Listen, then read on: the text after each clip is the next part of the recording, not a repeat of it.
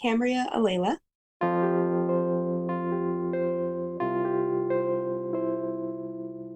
My favorite little feature of my little girl was she had sideburns, the cutest little sideburns. Mhm. She didn't have much hair at all, but where she did have hair, it stood out and they went all the way down to her little jawline. And that was by far first of all, the first thing that I noticed. And secondly, my favorite feature of my little girl, there are a lot. But I've never seen sideburns on a baby, so I just thought that was the cutest little thing that I'd ever seen. Welcome to Still a Part of Us, a place where moms and dads share the story of their child who was stillborn or who died in infancy. I'm Winter. And I'm Lee. We are grateful you joined us today. Please note that this is a story of loss and has triggers. Thanks to our lost parents who are willing to be vulnerable and share their children with us. If you're listening to this podcast, just know that on our YouTube channel there are pictures and videos that are related to the stories that are being shared. Subscribe and share it with a friend that might need it, and tell them to subscribe. Why? Because people need to know that even though our babies are no longer with us, they're still a part of us.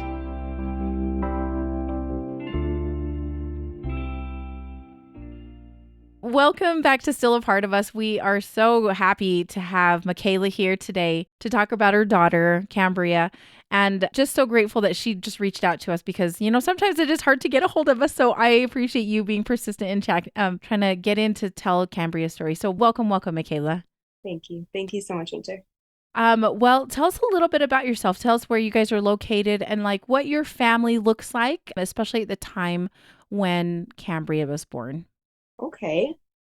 So my husband and I have been together since 2008. Very long time. Mm-hmm. That is, yeah, that's awesome. Since middle school, actually. So Oh, middle school sweethearts, high school sweethearts, whatever you want to call that. And we've been back and forth between Georgia and Florida off and on for 6 or 7 years. We've okay. kind of been moving every year, 2 years. And is We came, family in those areas? he's actually in Georgia, Oh, or all his family's in okay. Georgia, right Atlanta area. So that's kind of where we were from. And Gotcha. then we moved down to Central Florida. My father has Alzheimer's. Oh, okay. And mother's kind of the only caretaker for him. So we just figured it was a little bit more helpful, easier for us to come down here and kind of assist in that as Yeah. it progresses. Yeah. So we came down here 2 years ago now. I think it was May of 2022. Okay.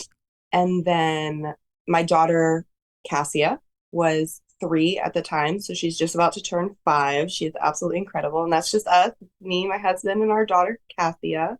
Awesome. Yep. And then that's how it was until I got pregnant in September of 2022. Amazing. Okay. It was a complete surprise. Oh, it was. Okay. Were you Complete. so did you guys have plans for a little bit bigger family, or was this just a timing thing, or was it like, oh, we're one and done kind of a situation? So we've always wanted 3 or 4. Okay. So definitely planned on a bigger family. With the circumstances, with us coming down here to help take care of my family, we kind Yeah. of weren't planning it at that moment, Right. Right. but Makes sense. played plan. You know how that works. And I had undiagnosed fertility. I had tried for 4 years to get pregnant with my first daughter, Cassia. So Okay. we were not expecting anything at all. Right. Yeah. And then September 22nd comes along and we were taking an ovulation test because that's what we did. We started our days with an ovulation test Oh, just to see where we were at. And it lit up like a Christmas tree. So we, thought for fun, why not just take a pregnancy test? And it was very positive. It's very positive. So that was a complete surprise to us. But you take you take it as it comes, and yeah. we were obviously super super excited, Yeah. especially because it was such a surprise, and we had spent so long trying for what we had wanted with our first daughter. So Right. it was a nice little surprise. We didn't have to try, we didn't have to stress about it. It was Yeah. just there and handed to us, which was wonderful. So you weren't necessarily doing anything to prevent any sort of pregnancy, but Right. you're like, you kind of figured it took us so long, it's not going to happen on its own. Right, Okay. exactly. And we had kind of just we were like, you know what, we're gonna have a big age gap in our kids. It's okay. I mean, there could be worse things, Yes. kind of just our mindset on it. Yeah. And shortly, I think 6 months after we moved here, it's like pregnant. And you're like, okay, everybody's Yeah, not here. So, right. Yeah, it was a little crazy. we wanted to hide the pregnancy from my family, Oh, okay. just simply because it was a surprise and we thought it would be really cool and really fun. But we ended up caving and telling them, I think 2 weeks Oh, later. really? Maybe even sooner than that. We caved pretty quickly. I'll probably send you the video of the reveal. It was great. We Oh. huddled everyone into the living room and they kind of already knew. Oh. Very different when I'm pregnant. I'm very, very different. Oh, really? Physically, mentally, I'm just in a different headspace when I'm pregnant. It just kind of is what it is. So I feel like my mom obviously picked up very quickly. She's like, mm-hmm. I So see. that was fun. Yeah. Yeah. And then they all start, oh, well, let's do this and let's buy the baby this. And I was very, very hesitant. Hmm. Whereas when I was pregnant with my first daughter, I was like 3 weeks pregnant buying things All the things. um, Yeah. for my baby. Yeah, everything. I was like, oh, this is cute. We'll need this. I'm going to Yeah. get it. Yeah. And with this pregnancy, for some reason, I was very, very reserved, which Hmm. was a little odd to me, but it makes sense now. Yeah. Um, Isn't that so, yeah, so funny? I just think that when you look back on it, because I had a few of those kind of things too during my lost pregnancy. Like I just like that's right. so weird that I didn't do all the things I usually do. I don't know. Yeah, It was weird. I lost. All those things came quickly rushing back. I was like, wow, I didn't do this. I didn't do, the most personalized thing I did was take my bump photos. And that was just something that I've always wanted to do with all my pregnancies. So it Yeah. didn't necessarily have something to do with this pregnancy. Right. Other than that, I wouldn't really do anything specific as like what I did with my daughter or what we had planned to do with our next child. Yeah. It was kind of just very different. And I didn't know why until we lost her. And I was like, oh, okay, that makes a lot of sense. I A know. lot of sense. It's crazy. Oh, it's just weird that you just maybe know like unsubconsciously. What is that? Subconsciously. Subconsciously. Yeah. Yeah, and I had no idea. And I think my husband had his own like reservations, obviously different, Yeah. but he wasn't nearly it seemed from the outside that we weren't very excited. Okay. um I didn't, post on social media. I did not tell very many people that I was pregnant, things like that, which with my first daughter, which is also a rainbow baby of mine. Mm-hmm. Mm-hmm. I was over the moon, of course, and I was over the moon with Cambria as well. I just had my reservations and I wasn't really sure why. Yeah. So that was super different and super weird, almost Uh, weird. My brain and my body knew before I did. yeah. And that kind of take that as, my body and my mind were kind of protecting me for what's to come. Yeah.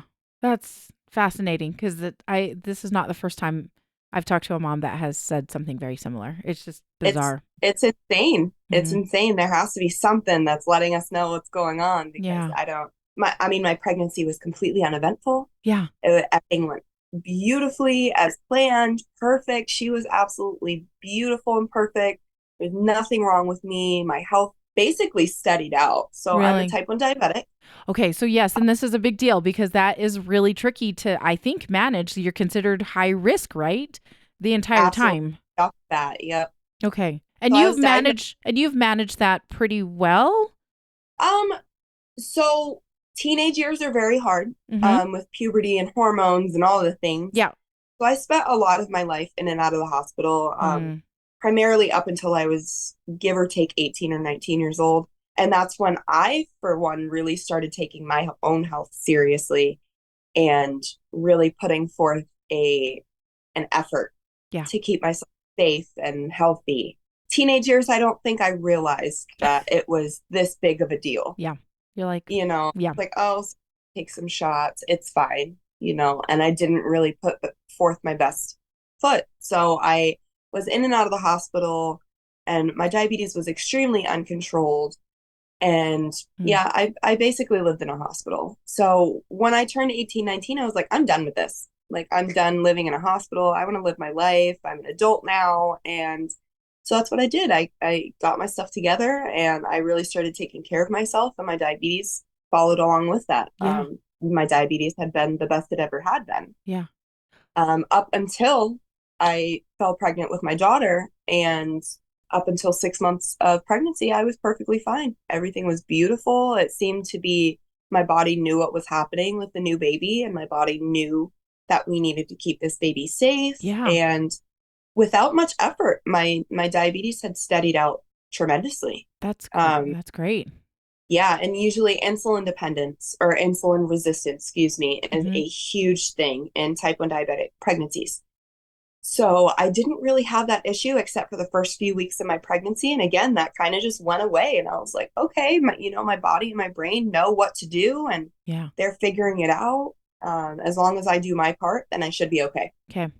And every appointment that I had, they were so surprised because my first pregnancy was not even close to routine. It was very rocky. I was Oh, in and out of the hospital. My blood sugars were absolutely crazy. okay. So you were kind of expecting maybe something similar from your first pregnancy, right? Just it was going to be rocky again, but the fact Yeah, that your body just did what I it was was fully doing. expecting to have to fight for me and this baby. And of course I did, but on a very small extent in Yeah. comparison to what I expected. Wow. Okay, that's so interesting. So obviously, because you had your baby before in probably Georgia, right? Your first Yes. child in Georgia. So you had a different provider too in when you got pregnant with Cambria. Yes. Okay. Okay, so I lied. I lied. I'm sorry. My brain's mush. Don't mind me. Understandable. So surprisingly, I was actually here, same Okay. location, same area when I got pregnant with my rainbow daughter, Cassia. Okay. So I was in at the same clinic, but I still did have different providers. Gotcha. The only thing was they had my records. They had, Perfect. Okay. everything from previous pregnancies, Yes. but I Okay. had different providers and everything. So it was night and day. And then of course it was 4 years difference, 3 years difference. Yeah. Yeah. It makes yeah, that's crazy like how different those pregnancies are funny, right? Some of them are just Yeah. like a dream and others you're like, "Whoa, that was a struggle." Yes. Yes. That was like, how did I get through that? Yeah, yeah. Okay. So still the same. I mean, they had your records, so they knew what to expect, right? But they're like, it's going better than it did the first time. Right, right. Yeah. And I think we were all kind of taken back a little bit by that. But also, that being said, I feel like my care wasn't taken as seriously. Oh. Um, I don't believe that this had anything to do with, the hospital not taking very well care of me, but it seemed once they realized, okay, her diabetes is doing very well and she Hmm. is doing very well, baby is doing very well. I think they kind of backed off a little bit.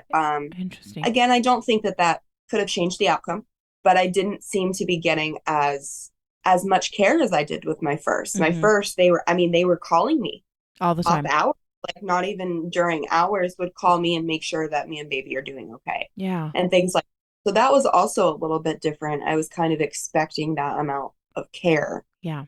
So I felt taken care of. I felt safe in my physical being, but like mentally, I didn't feel as though I was being supported the way Hmm. that I needed to. And again, that kind of brings it back to that maternal instinct where I felt like I needed more support with this pregnancy versus my last pregnancy. Yeah. And I wasn't leaving that. Oh, that's tough to even like think about too, because you're like, could they have seen something? Right. I would think that like I would be Oh, yeah. No, doubting my brain myself has all the gone time. through, absolutely. My brain has gone through, well, what if they did this? Or what if Yeah. this was different? Yeah. What if the time different? Or maybe if they had done this, and all of those things definitely, definitely do come into play more often than not when Yeah. you think about the care that I'd received. All my doctors were great. All my nurses were great. They were all amazing people. I give them that. And Yeah. it's a great establishment.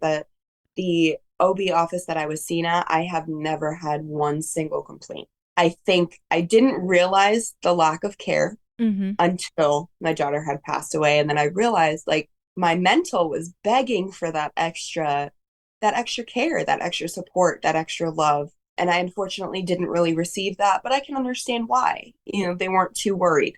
Yeah, And everything was I'm in a looking high risk okay. clinic Yeah. and I'm in a high risk clinic. So there's so many more people who are in way worse shape than me, way more people who need to be kept a closer eye on than me. And so I didn't take it personal. I didn't see anything wrong with it until after I was like, oh, that's probably why I needed that extra, Yeah. Oh, more so support. I just it's so how we do that as women sometimes where we're just like somebody else is worse off than I am. But Yeah. It's just is what it is. It's like I was kind of raised like that when yeah, it's ingrained. diabetes. I was like, well, I could have cancer. There are so many other Yeah. people who are fighting Yeah. to stay alive, and I have this medication. I have my insurance. I have my ways of paying for this medication to keep me alive. So to me, it didn't seem such a big thing. I knew that there was someone out there struggling more than I was. And it was the same when it came to my pregnancy. I was like, well, maybe there's other things that they need to worry about. And I should take it as a good thing that they're not worried about me. They're not concerned. Yeah. So isn't that funny how we just kind of rationalize things away? yes. Oh. Yes. Yeah. That's hard. That's hard to, think about. So, okay. So you guys did start. Okay. So you started going to your clinic. Did you go in at like 8, 9, 10 weeks or so for your first appointment, or what did you I guys went in do? 3 weeks. You did. Okay. Yeah. Just because you were high risk, right? Yes, that's right. So as soon as I got the positive pregnancy test, I called my clinic. Like I said, this was the same clinic that I had had my previous daughter at. Yeah, okay. So I knew kind of what to do. So I called them, told them I got a positive pregnancy test, and they got me in immediately. Perfect. And went in. Everything was beautiful. Everything was perfect. And I went in for a week after that, I believe, where I was almost 5 weeks. Yeah. That way they can make sure everything was in there. The 3-week ultrasound was kind of just to make sure it wasn't an ectopic pregnancy, make sure that the pregnancy was in the right space. Yep. Uh-huh. And that it was growing in comparison to my last menstrual period. It was kind of just comparing size. Okay. And then I went at 5 weeks and they said everything was great, had me come back at I think 10 weeks. I think that was 10 weeks. I'm looking at my ultrasounds now. But yes, I believe it was like 10 weeks. We saw a heartbeat. Everything looked perfect, beautiful. There was absolutely nothing wrong. She's wiggling around. Perfect, beautiful, everything. And we literally had not one single issue up until the day that 3 days prior to her passing away. Oh. Everything was beautiful. Everything was perfect. I was 17 weeks when I first felt her kick. So from 17 to 24 weeks, I felt her kick consistently. So I really didn't have any like fears or worries aside from the normal fears and worries that a pregnant mom has. Yeah. Yeah. Oh. So it was very, very uneventful, which is great. Super grateful for that. Did your husband come with you to any of those appointments? Every single. He did? Yep. Every single one. He would call off of work or have someone cover his shift. We were so ecstatic. We were so excited. My daughter came to most of my appointments too with me. Oh, that's so fun. Excited. For a little. Oh, she's showing a little book that says I'm a big sister that she got. I'm assuming you got for her. Yes. So she saw this in the bookstore and so she had seen the book weeks before I found out I was pregnant and loved the book. And I was like, girl, we don't need the book. Like, you're not a big sister yet, And that was kind of just my mindset. And a few weeks later, we found out we were pregnant. What? So I immediately went back to the bookstore and got the book. What? Immediately. And she held on to that. How did she know? Absolutely loved it. I'm telling you, my daughter knew more than I did. I know. It's absolutely insane. She told me that it was a little girl. And I was probably very early on, 3-4 weeks pregnant at this point. And she was like, it's a baby sister. I have a baby sister. Nothing about a boy. Never anything about a boy. So she knew. She definitely knew what was happening. Oh, that's so cool. Just gives me chills. Oh. And she's so intuitive, but that was definitely a new level of wow. Because we found out pretty early her gender. We found out, I think, 9 or 10 weeks because we did the test. Okay. So all of that came back beautiful. There was no risk for Down syndrome or anything like that. Okay. Found out she was a little girl, confirmed that. I had a lot of gender disappointment because I wanted a little boy and I was convinced it was a little boy. Okay. As soon as I found out it was a girl, I was like, you know what? It's beautiful. I have a perfect little girl already. She's absolutely gorgeous. Everything that I could have ever wanted. And I wanted a boy with her too. Yeah.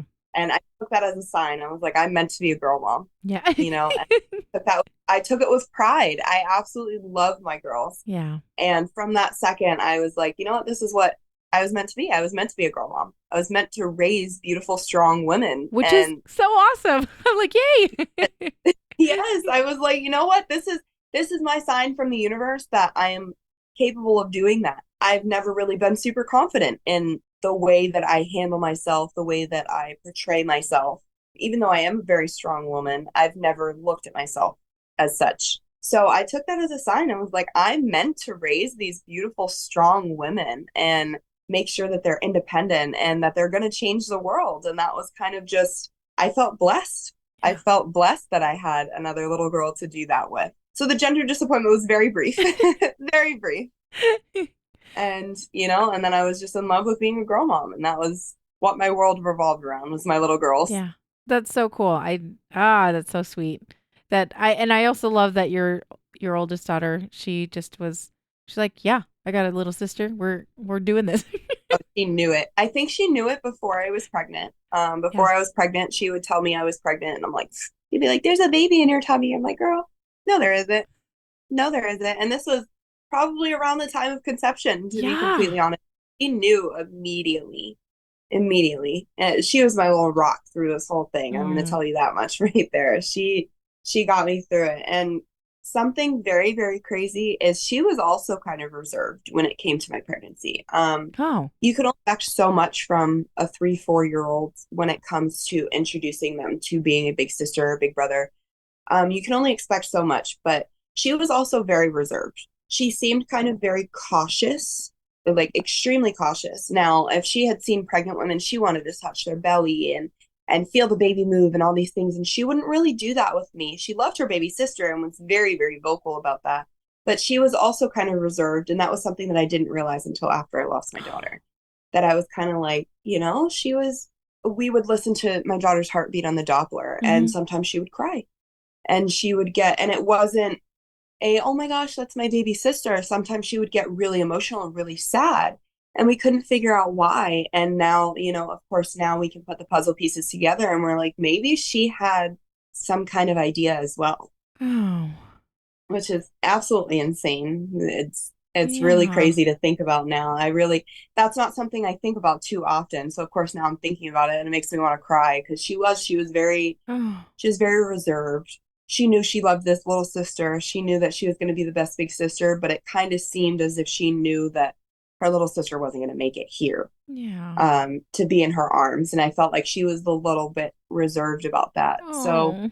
that's also something super crazy, Yeah, that that kind of was going on from the beginning of the pregnancy. that As is she was super crazy. excited, but she always had her little reservations. Yeah.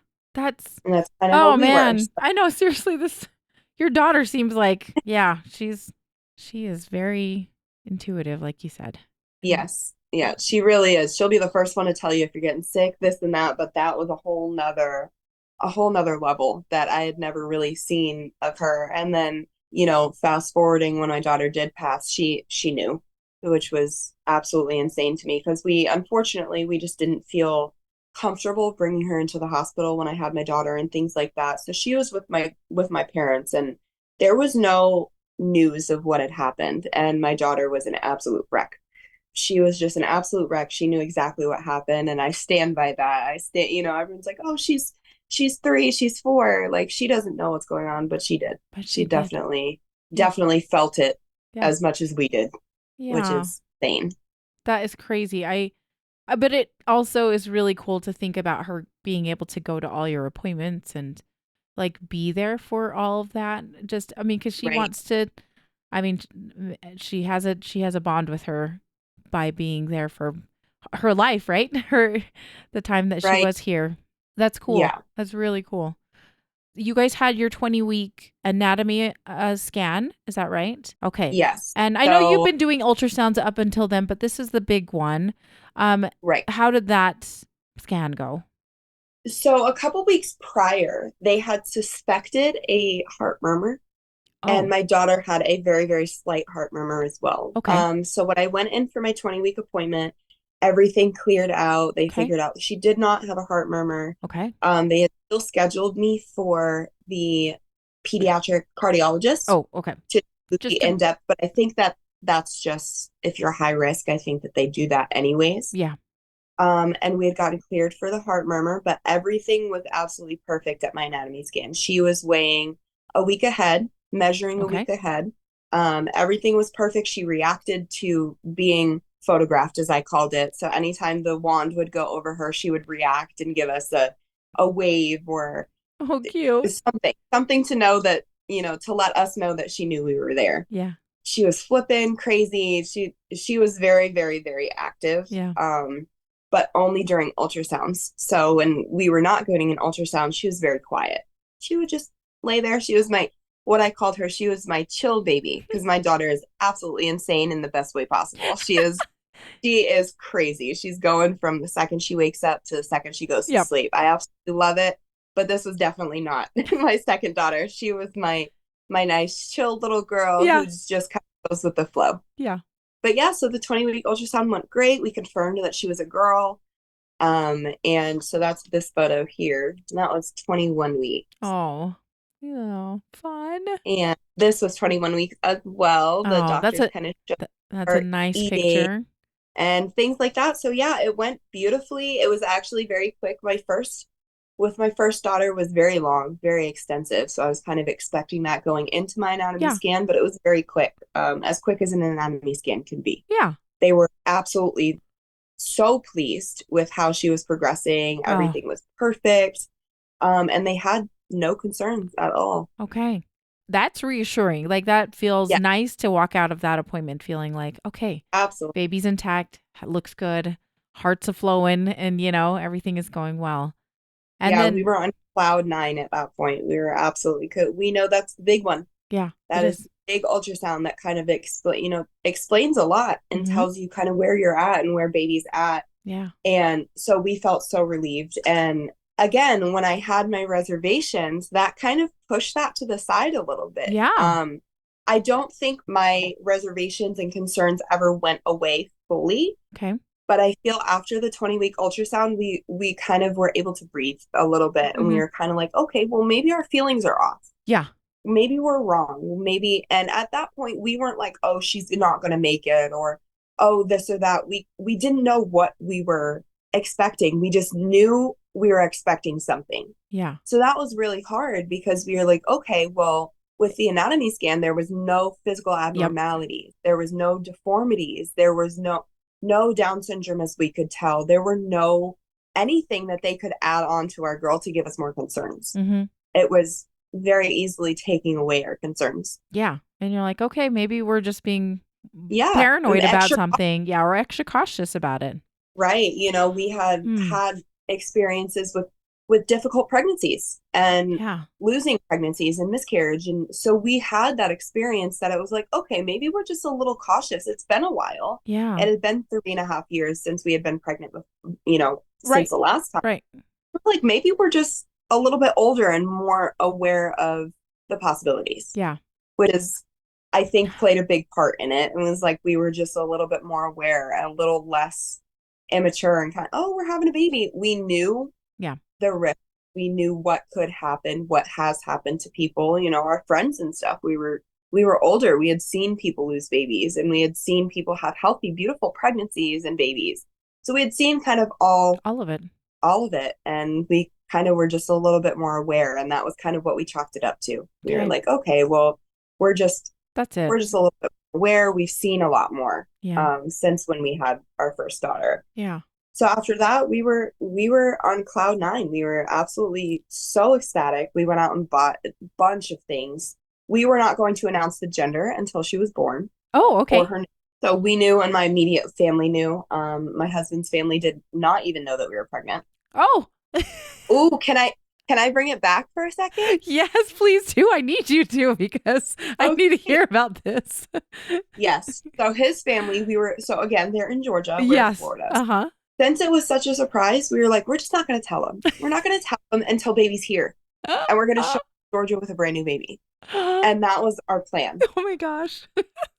And oh yes, if you knew his family, I think they would have been beyond excited, but I think they would have been like, you didn't tell us. Like, how could you? But so excited, I bet. Right. And so we decided to go with that. Mm-hmm. And then we found out that his sister was getting married in December. Okay. Of course, we had to be there. Yes. And At this point, I was 18 weeks pregnant, and I show very early. Yeah. So we were like, how are we going to do this? And so we had decided, you know what, we're just going to tell them when we get to Hawaii. Okay. So we had landed in California, and the whole family's there, and we had our daughter wearing a big sister shirt. And so we got there. I'm wearing a big hoodie, covering everything up. I'm like, oh, I'm traveling. I need to be Yeah, comfortable. totally. And we take off my daughter's jacket and it says Big Sister. They are 100% Vietnamese. So his mom doesn't read English very well. Okay. So we had to explain to her what it meant. And it was probably the best experience ever. It was so incredible. They were all so happy. His mom lifts up my shirt and was like, what? I was like, there's a baby. They were all so excited. And they were so, so excited that it was another girl. Oh, that is so It was a sweet. beautiful week. It was a beautiful week. I was able to let the bump out. I was Yes. able to talk about the baby. I was able to show my niece and my nephew her heartbeat on the Doppler. Oh. It was absolutely beautiful. It was perfect. And then we were in the airport leaving Hawaii, Mm-hmm. and we did little gender guesses Okay. videos. So we asked every member of the family what they thought Yeah. it was going to be. And all of them said girl, except for my nephew. But of course, he wanted a little boy to play with. So everyone said girl. They all knew it was a girl. Oh my gosh. And we revealed it to them before we got on the plane that it was Oh, a little girl. So that was a beautiful, beautiful experience. how fun. Seriously. Yes. How fun. It was crazy. It was crazy, but it was it was fun, and I would do it 10 times over. It was incredible. Oh. Again, back to the mother's intuition, I think a lot of that was trying to save his family from the pain. Whether I knew it at that moment or not, I feel like hiding the pregnancy from them was a big part of, Oh. if something happens, maybe we can just save them from that. Oh. They don't have much experience with with losing babies, losing children, and Yeah. things like that. Now, my mother has had two stillborns. Oh. Grandmother had one stillborn, and two of my closest friends have had stillborn babies. So I am unfortunately very, very experienced with it, You're familiar. Yeah. from the outside and the inside now, unfortunately. Yeah. And they didn't really have too much knowledge of that. I'm sure that they knew that things like that could happen, but they had never experienced it. Like had a not firsthand, but someone Right. close to them. That makes a Right. huge difference because you just don't think about it. You don't think about it. You don't think it can happen to you. You don't think it can happen to your sister or anything like that. It just is never on your radar until it's Right. that close to So you. I think that was part of it. And we were just That going you to keep were. it from. Yeah. And I guess it was, now that I look back, I'm like, I'm glad we told them Yeah. so they could experience a little bit of The her joy life. too. Yeah. The joy of it, that we were having a beautiful, healthy girl, and that I was in good health. But not only me, my baby was perfect. Yeah. And that was a big concern of his family because they know my health conditions Mhm, and they know my health issues. So that was a big thing to be able to, look them in the eye and say, listen, everything is going beautifully. I mean, it couldn't have gone better in Yeah. the circumstances that we're handed. Yeah. That was really beautiful to be able to tell them that and give them that hope that everything was going to be okay. And I did regret that for quite some time. I regretted telling them because, again, we could have saved them from a lot of pain. But in turn, I don't think that that's how it would have played out. I think that this is how it needed to play out. Mm-hmm. And I'm definitely grateful that we did that. Yeah. I don't know. I just think it is, yes, the pain is there, but that is just a sign they loved and cared about that baby. And so it's okay. Right. I think it's also okay to feel the pain because Yeah. you just love Yes. them, And I recognize that more now than ever. Yeah. I was a very avoidant person when it came to not just me, but like protecting the people around me. Mhm. I feel like I was very cautious of just protecting feelings, whether it be mine, my daughter's, my husband's, his family. I just wanted to protect everyone's feelings because who wants to feel horrible or sad Yeah. or angry or any Yeah. of that? Yeah. No one. So I feel like I don't regret trying to keep it from them. I don't regret telling them, but there's a little sprinkle of regret on both of Oh, those. totally. Yeah, completely. But I think my biggest thing was especially because the kids knew. Yeah. My niece and my nephew were 6 and 9 at the time. So little. I mean, they're not super little, but like still haven't been acquainted with a lot of death either, I suspect. Right. I don't think that they even had, I think death to them being children is old people. Yeah. Yes. They know that old people die. Mm-hmm. I don't think that they were even slightly aware that it could happen to children or babies or young people. Yeah. And I feel awful that I had exposed them to that. Of course, it wasn't intentional. We all know that, but I felt awful that we had exposed that to them. again, I don't regret it. I'm grateful that they were able to feel the baby move, and I'm glad that they were able to hear Cambria's heartbeat Hmm. and things of that nature. I'm so glad that they were able to experience that. But I do feel semi-responsible for exposing them to something at such a young age Yeah. because, they didn't know. They They didn't. didn't know. So Yeah. that definitely plays a huge role in that. But, I'm a year postpartum now. I'm a year out from my loss. So I've had a lot of time to reflect on that. And they've had a lot of time to reflect on that as well. Yeah. I think it will help them, like in the long Yes. run. It's hard. Yeah. Yes. So hard. But I think they'll benefit from it. So, Yeah. And that's kind of where I'm at now. It's like, you know what? Hopefully they never experience something like this. yes. Like with them, a friend, a family member, hopefully they never Yeah. experience this again. But if they do, even at the very least, they may just be able to reach out a hand and be a support person for that person or Yeah. have a little bit more knowledge on it. A little bit No more one wants compassion about knowledge, it. Yeah. right? No one wants that knowledge. No one No. wants to experience something like that. But I can speak from experience now. I knew about it Hmm. previous to my loss. And I felt then that I could be an extremely empathetic person and Hmm. be there for people who had gone through that. But now it's a whole different story. Yes. I feel Yeah. genuinely that I can change people's lives by talking to people who have gone through this because I've gone through it. Yeah. And it's not just, oh, well, my mom went through that Yeah. or my grandmother went through that. It's pure knowledge. It's Yep. exactly what I had gone through, experience, and so I feel like thinking about the kids knowing that information and knowing kind of even the bare minimum of what had happened, I feel like that will definitely help them, especially in adulthood. Yeah. So, it took a long time to kind of take away that guilt from me about exposing them to something like that. But now I feel way more confident. And, again, that's kind of what needed to happen. Yeah. Oh, yeah. Still so, that's still tough. Still tough. Yes, they're very tough, very tough. But I'm also grateful they were so young. I don't think that they had I don't live very close to them, Yeah. which is also a huge thing. I don't think that they really, We're, when they came to visit, they had come to visit a couple months after her passing to pay respects. We have a shrine for them in Vietnamese culture. They provide food and yes. offerings and things to those who have passed and stuff. And Yep. that was something that I myself was not very knowledgeable about. Hmm. My husband, on the other hand, obviously knew Yes. about that, but I had never really experienced it. I know that they had a shrine in their house and that they always offered offerings to them, but I didn't really understand like the backstory of it, why they did that. So they came to show their respects to Cambria and brought foods and brought this and brought that, and the kids were kind of already like, which I was like, oh, thank goodness. They were kind of just they had questions, where's the baby? Yeah. But it was that, Yeah. and that was it. Yeah. It wasn't, they're not gonna. Whereas my sister-in-law, my brother-in-law, all that wanted to sit down and talk with me about circumstances and Yeah. what had happened and this and that. So I was super grateful that the kids kind of. They were I like, know that okay. something like that comes about. I know they'll remember. Hmm. Hopefully, maybe. But if not, I feel like that will give them a little bit more understanding that life isn't perfect, but it's still beautiful. Yeah. Yes. That is, it's a beautiful way to put it, actually.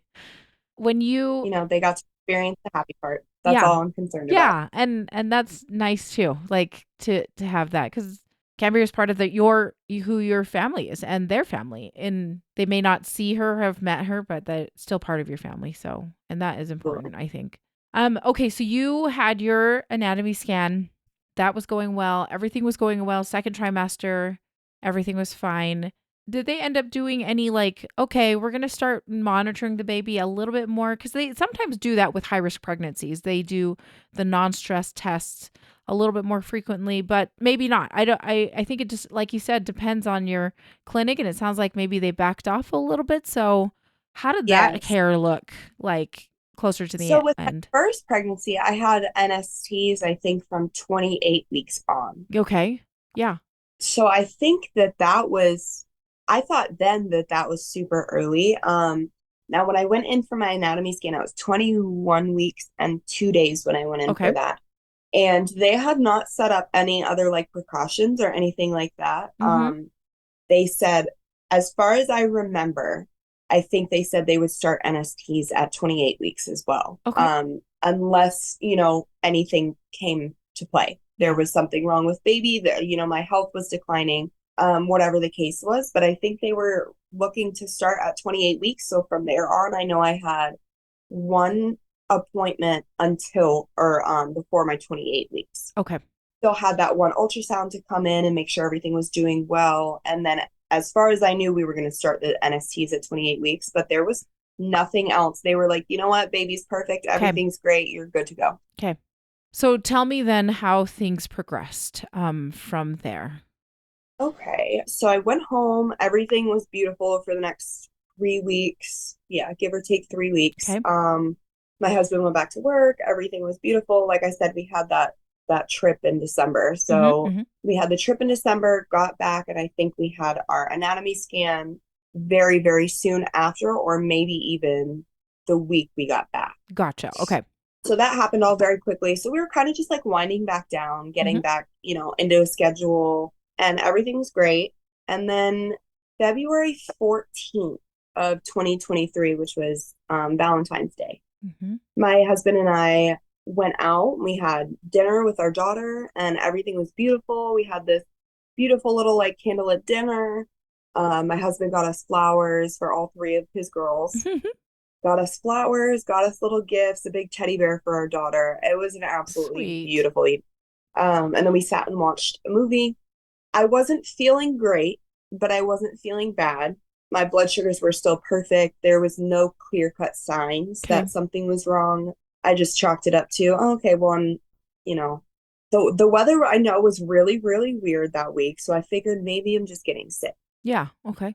Well, and the fact that you just come off the trip too, like, I mean, right. Sometimes, it was just a lot. We were kind of just settling and making, getting back into our routine. And then, of course, I wasn't feeling my best. So I figured I was just getting sick. And that was kind of just it. My husband was back to work at this point. And the next day on the 16th, I started feeling really, really ill. I can't even express it better than that. I just felt very off mentally. I was very lethargic, just not myself. I wasn't out playing with my daughter. I sat in my recliner for, I think, the entire day. I don't think I got up unless it was to use the restroom. Yeah. I was not eating. I wasn't drinking. It was just really weird. I didn't feel sick. I just felt off. I did not feel like I was there. So my husband was taking really, really great care of me. My mom came and got my daughter, so that way I wouldn't have to, she was bored. I wasn't getting up and playing with her. And I'm like, she needs to do something. She needs to go to a playground or something. So my parents came up and picked her up. And the next few hours I was alone because my husband went to work. And I started feeling even worse. I would like turn something on the TV and just sit there and stare at it and not be able to comprehend what was happening. And nothing like that has ever happened to me before. So I was definitely very concerned by the time my husband got back from work. Yeah. So when he got back to work, I explained to him like as best as I could at that point. I couldn't really talk very well. I explained to him that something was wrong and that I don't know if I need to get checked, but we should definitely keep an eye out. Okay. And, if anything got worse, then 100% I needed to go to the hospital. Okay. I was still feeling baby girl move at this point. Okay. She was quiet, but she was still very much there. I could poke at her and she would let me know that she was fine. So I wasn't really concerned about the baby at all. I had checked her heartbeat on the Doppler. Her heart rate was probably in the 150s, which was her normal. Yeah. Everything was beautiful with her. So I wasn't really concerned about that. I was like, something's wrong with me. Yes. Something's going on with me. So early the next morning, I honestly felt like death. I don't know how to explain it. My blood sugars at this point were going higher. They weren't very high, but they were going higher. And I couldn't really control them very well. So I was like, okay, so I have to be getting sick. That's usually what happens. Yeah. I was like, I have to be getting sick. Let me go up to the hospital and let me just, get checked out and make sure everything is okay. And again, at this point, baby girl was fine. We checked her heartbeat first and foremost before even leaving the house. Try to get her to kick and stuff, and everything worked out perfect. So we weren't really concerned about the baby. We were concerned about me, knowing that I am the host. Basically, I'm the person that is keeping this baby. Yes. If something goes wrong with me, something's going to happen with the baby. And that was kind of my understanding on it. So we get to the hospital, and this is not my home hospital. This is the local hospital to where I am at, Okay. the local labor and delivery hospital as Yeah. well. The only hospital around us that has labor and delivery. So we went there just to make absolute sure. We told them walking into the hospital, something is wrong with me. I don't think anything is wrong with baby. Baby is perfectly fine. Her heart rate is this. My blood sugar is this, that, and the other. Okay. They get me in and they put me immediately up to labor and delivery and get me hooked up on the monitors, and everything is perfect with baby girl as I Okay. suspected. And a few hours go by with them hydrating me. They just gave me saline. Okay. And so a few hours go by of just hydration, and I'm still feeling really, really weird. And I keep telling them, I keep pressuring them. I'm like, something is wrong. I don't know what it is. Yeah. Don't know if it's going to get worse. I do not feel safe going home. Okay. So a couple more hours of that, with also my mom and my husband advocating for me at that point because I was so lethargic. They were both like, no, this is not her. This is not normal. Like, something needs to be done. So did they draw any like labs or anything while you were there? So they did. Okay. They did. And they gave me hydration, and that is basically all they did. They did an ultrasound of the baby. For the baby, they did everything. Okay. They checked baby, they did her heart rate, they made sure my amniotic fluid was good. Okay. They made sure I'm not in labor. I mean, they did everything for her, which I'm appreciative of, but they didn't seem concerned with me at all. Okay. And that was my concern. Yeah. They didn't seem concerned at all. And at this point, I was a little bit irritated, but all my family was kind of like, well, they're not giving me the time of day. Like, even though I'm like crying to them, telling them something is wrong. Yeah. I don't know what is wrong, but something is wrong. And if something happens to me, something is going to happen to my baby. Yeah. And Can I just clarify also? So this is Yeah. about February 16th. Is it February 16th? Yeah. Okay. So February 16th, and you're about 27, 28. What week are you at this time? I was 24 weeks. Oh, 24 weeks. Okay. Yep. I was 24 weeks. So again, let me just say something real quick. I was in viability week. I don't think I will ever look at that ever again the same way. Yep. But yeah, so again, I'm in viability week. I figured everything was perfect. And if something is wrong with me, they can take baby out. Yeah. So that was my main thing. If something's going wrong with me, you can get baby out, and baby has a fairly good chance of surviving at this point. Yeah. So hours and hours go by, and they're like, nothing's wrong with you. You're just pregnant. You're just pregnant. Because I was throwing up. I was like nauseous. I was extremely dehydrated. I felt very dizzy. Oh, you're just pregnant. Yeah, but you'd never you didn't even mention any of those types of symptoms during even morning sickness during your first trimester, right? Did you have any of those? I had morning sickness. I did, but it wasn't like this. it was this day. Yeah. This day, I was like violently sick. And usually that happens with problems with my diabetes. Yeah. But my blood sugars were perfect at that point. So for hours, we fought them and was like, I do not want to go home. And eventually they were like, well, you can either leave or you can stay here and we're not going to give you any more treatment. There's nothing else we can do. So anyways, we ended up leaving. Yeah. Okay. I went home, I'm guessing around 9 p.m. on the 16th. And I had the worst night of my entire life. It was absolutely awful. I was up every 15 minutes throwing up. I could not hold down water. I couldn't get in the shower to like kind of see if I could feel a little bit better. I literally could not do anything. My husband was on full baby duty, not baby, but my 3-year-old. I couldn't do anything. I couldn't even roll out of bed on my own. He had to help me to the bathroom. God. So give or take 5 a.m. On the 17th now, I was so sick. I literally felt like I was going to die. I felt like my heart was going to stop. And I told my husband, I was like, I need to go to the hospital. I need to go immediately. So he calls my parents. My parents come and pick up my daughter. And we get in the car and we're on our way up to my home hospital, which is 45 minutes to an hour away. Oh, okay. Yeah. So hence why we went to the one locally Makes sense. Makes sense. So we were on our way there. And we get there, and like I said, this hospital is absolutely incredible. They are amazing. I have no negative feelings or thoughts about this hospital at all. So we get there, and I explain what's going on, and they just look at me, and they can clearly tell something is wrong. Yeah. So they take me immediately back into the labor and delivery department, and I get into this room, huge room, absolutely ginormous room, and I felt like a princess. I was like, oh, they're treating me so well. Yeah. And I get into this room, and the size of the room really makes a big difference. It was a very, very big room. The reason I say that is because there were so many people in that room that I could barely see the door. Oh, So it was very, very full of people. They all knew something was wrong, yeah. whether it be with the baby at that point or me. They knew something was very, very wrong. Okay. So I had nurses and I had doctors and I had EMTs coming in to give me IVs and, all this craziness. I couldn't even tell you the extent of what was going on. And this was before they knew she had passed away.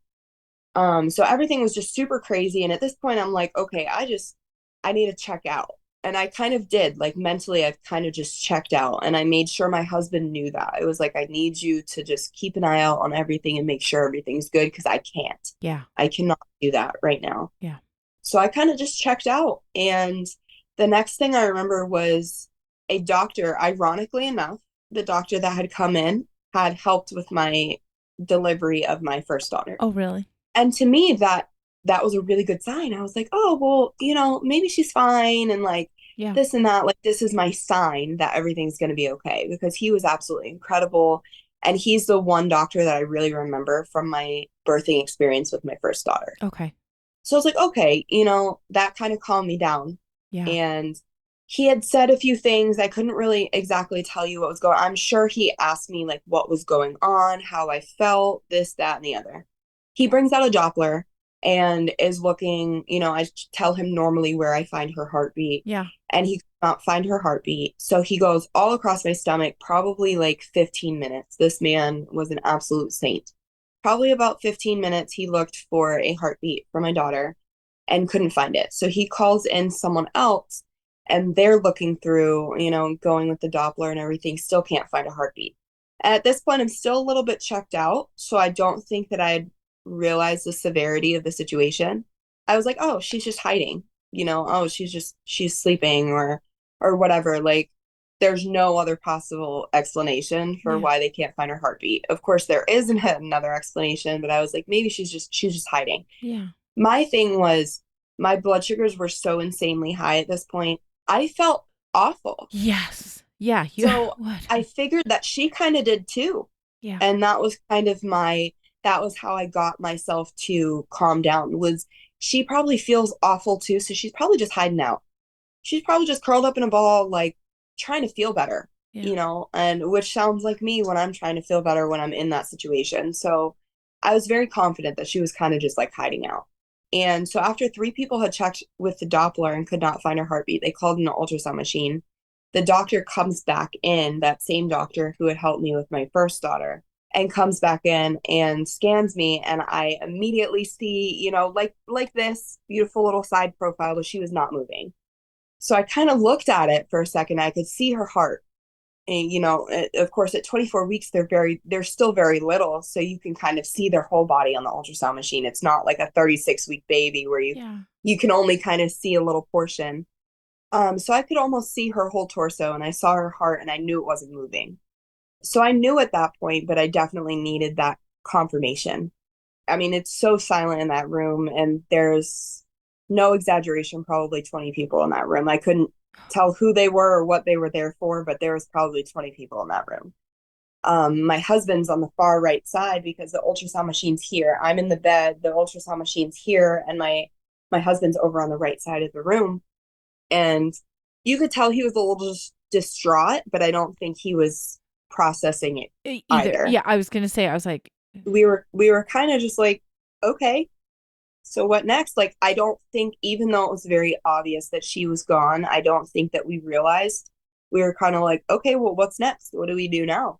Not, oh my gosh, she had passed away. Like, we kind of know the next steps at this point.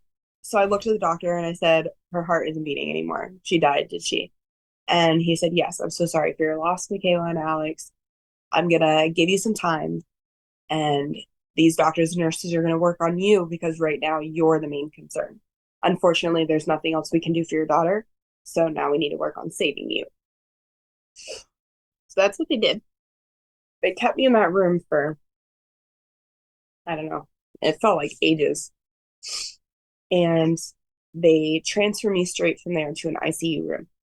I was in the ICU for a day and a half, fighting for my life, Yeah. being used as my daughter's coffin. And of course, I was so sick that I wasn't processing this. I wasn't able to. My concern was staying alive. Yeah. The whole time in the ICU, I was just a zombie, basically. I don't really remember too much of it, but we kept news from my parents. We didn't tell my parents until the next day. So I was finally, my health was kind of getting a little bit better. I was able to talk and, I wasn't as lethargic as I was in the days prior. At this point, my family knew that my diabetes was going crazy, but they didn't know anything about what was going on with the baby. Yeah. So I called my parents and I'm like, hey, I'm not really doing too well. I'd really like if you could come up here. And they did. So they didn't have, my thing was I don't want to tell them because they have a 45-minute drive. Yeah.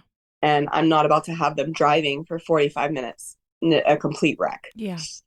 So they get to the room and Alex and I had kind of spoken about how we were going to tell them. And it got really, really quiet, really silent when they walked in. And I don't think they had any idea. They didn't seem to catch up on, on the vibe of what was going on. And we sat them down and we said, we need to tell you something. And at that point, I still don't think that they realized what was happening. And I told them, the baby didn't make it. They naturally broke down. And I rarely see either of my parents cry. And given the circumstances, both of them just broke down. And then, of course, my mom had been through this firsthand. She had gotten the news that her baby didn't make it. And she had to deliver her baby who was no longer alive. So I know that hit her on a different level. They gave their apologies and they hugged us and they loved on us. And I don't really remember too much of the interaction, if I'm being completely honest, but I sent them back home. I told them, my daughter needs you guys. I can't be there. So I need you guys to go home. My brother was at home watching my daughter at that point, and it's my older brother. I think that makes a difference because older brothers' jobs are to protect their little sibling. Yeah. So I told him, I was like, do not tell my brother. I need to tell him. And so I'd given myself a few more hours to kind of recoup a little bit more. And I had to call and give the news to my brother. So that was really, really, really hard. Yeah. His whole world revolves around being an uncle. So I definitely shattered everything that there was with that. Can I ask you a really quick question? I realize that you were essentially fighting for your life and you're kind of in and out of it. Did you and Alex have a chance to like sit and talk about what happened? Not really. Mm-mm. It was kind of, I felt really bad. I don't blame myself for it now, but I blame myself for it for a long time. Being in that room, I knew what had happened and I didn't want to confront it. So I don't know if I avoided speaking with him about it or he just knew better than to talk about it. But I think the only thing I said to him in between finding out and getting up to the ICU later that night was, I'm so sorry. It's like, it's hard enough knowing that you're a woman and your job is to bring life and to keep those babies safe and protected inside of you, and to know that your body failed you. But especially knowing that if I didn't have this awful disease, that she would very much still be alive. And I don't have a doubt of that in my mind. So that was just something, I mean, even a year postpartum, I don't talk about it because the guilt is so immense, and I know other women go through this as well. Other women who have losses, they feel that guilt that their body failed them and that they failed their baby. But then I had a whole nother level because if maybe I'd taken a little bit better care of myself, or maybe if I'd come to the hospital sooner, or maybe if I didn't go to that first hospital and I went to my home hospital, maybe they would have been able to figure out what was going on before this happened. So that was really, really hard. And I don't think that I was willing to confront that yet. Yeah. So I really think the only words that were passed between my husband and I were, "I'm so sorry." And him doing his absolute best to tell me that it was okay and that it wasn't my fault. So that was hard because, of course, all I wanted to do was just crawl into his arms and just break down and be weak and have not have to hide my emotions, which of course I know I didn't have to, but at that point in time, my brain and my body convinced me that I did have to. I had to hide my emotions. This wasn't I just couldn't show them. I don't know why I felt that way. I just did. So I felt like I needed to kind of keep my mouth shut. I couldn't really talk about the situation because we're living it right now. I don't need to talk about it. We're going through enough already. I don't need to talk about like my guilt, when my husband just lost his daughter too. So I kind of just avoided conversation. I feel like I don't think that there was anything I could have talked to him about. So I feel really bad because he was kind of just in. I feel like he dealt with a lot of that on his own. And then of course he had to call his family and tell his family because he didn't have any support there. Yeah. Besides me, and I wasn't any I couldn't be anyone's support at that point. So he had to relay the news to the family and everything, and it was really, really hard, and I don't think that we had the words to even talk. And then after that, I think the first conversation that we had was, about me and about my physical being. Like, Right. how are you feeling? Are Yeah. you feeling better? Do you need anything from the doctors? This, that. So I think it was we kind of just set that to the side for a little bit, which I know kind of sounds messed up, but we kind of just had to put my daughter to the side for a little bit because I was still fighting for my life and I Yes. was still trying to survive. Yes. Yes. So yeah, the night of the 17th, which was like a day and a half, I guess probably less than that. It felt like ages. Yeah. They were like, okay, your blood sugars are decent. Okay. You're not knocking on death's door at this point, basically. You're talking to us and you're able to breathe on your own. You don't need oxygen anymore. I think it's time to move you to labor and delivery. They gave me options to stay in the ICU for however much longer it took, and then I could go home and, decide on what to do from there. I could also go into labor and delivery and deliver her, that Right. day. Mm-hmm. There were other options. I know there was like one or two other options, and I couldn't tell you what they were. But I know my only two options were to go home and to act like nothing was happening, with a big old belly Yep. and going home to my nursery that we had made. So to me, that wasn't an option. Yeah. So we decided to go to labor and delivery and start the induction. Luckily, I was a little bit aware of what that process consisted of because I was induced with my daughter. Mm. So that did take a little bit of the fear away. But of course, my last induction was with a live baby.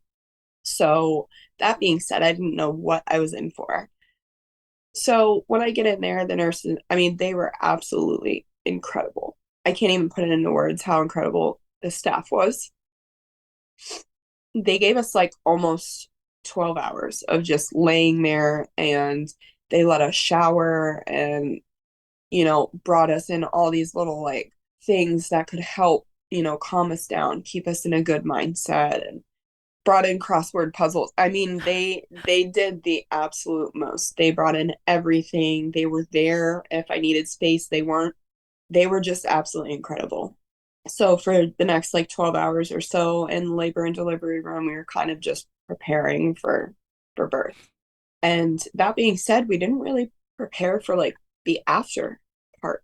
What do we do when she's here? Oh, okay. Yeah. We kind of prepared for the labor. Yeah. That was kind of the only capacity that we had was like, well, I'm about to be in labor. Yeah. We kind of know what we're dealing with here. So I don't know if it was just our mindset. We were trying to protect our minds Mm-hmm. and kind of just looked at it as if we were going into a normal labor and delivery. Mentally anyways, physically we just weren't there, but I Right. think mentally. It was the next step. Like, yeah, you just need to think about the next step sometimes. Right. And so we had started the induction. Let me give you a little thing that always makes me smile. If this wasn't, I hate the outcome, obviously, but I am a very firm believer, especially now, that everything happens for a reason, and there are signs for that. So the 17th was my father's birthday. That was the day that we got the news that my daughter had passed away. The 18th was my mother's birthday, and Oh, that was the day that I started the induction. It was late on the 18th. So on the 19th is my grandmother's birthday. She passed away, give or take, about 10 years ago. And the 19th was the day that I had my daughter. yeah. And then the 20th was my very first daughter's birthday. So I had a miscarriage in 2016, Yeah. or 2016, excuse me, on February 20th. Oh my goodness. So all 4 of these days, the 4 days out of the 365 days that it could have been, these 4 days were the most significant 4 days, honestly, every year. Yeah. Every year, those 4 days always throw us for a loop because it's 4 days of Yeah. celebration and also like sadness. Yeah. My grandmother's no longer with us, my daughter was no longer with us. So it's always a very hard week for us, Yeah. but also a very joyous week for us because we get to celebrate my parents. And the 20th is also my parents' anniversary, Oh my wedding anniversary. goodness. Yeah. So Yeah, it's it's it's a whole thing. busy. I know. Holy cow. It's a whole thing. And so that was, now I didn't realize that until after I'd had my daughter. But yeah, so we started the induction late on the 18th. They had done, I don't remember what it's called, Cervidil, I think, Yeah. to Okay. ripen my cervix. Uh-huh. They had not started me on any like medication yet, except for the Cervidil, because they wanted to see how my body reacted to that. And you had not had there was not a single contraction or anything happening at all. Nope, nope. So I guess there were. So when I went into the hospital and we had found out that my daughter had passed away, Yeah. the nurse looks at me and was like, "Are you having contractions right now?" And I was like, "No." And she's like, "Well," and shows me the contractions on the Yeah. monitors. They Yeah. were Okay. like intense. They weren't crazy, but, They were and starting. I don't know if it was, I was traumatized, so I wasn't feeling them, or if they weren't intense enough Okay.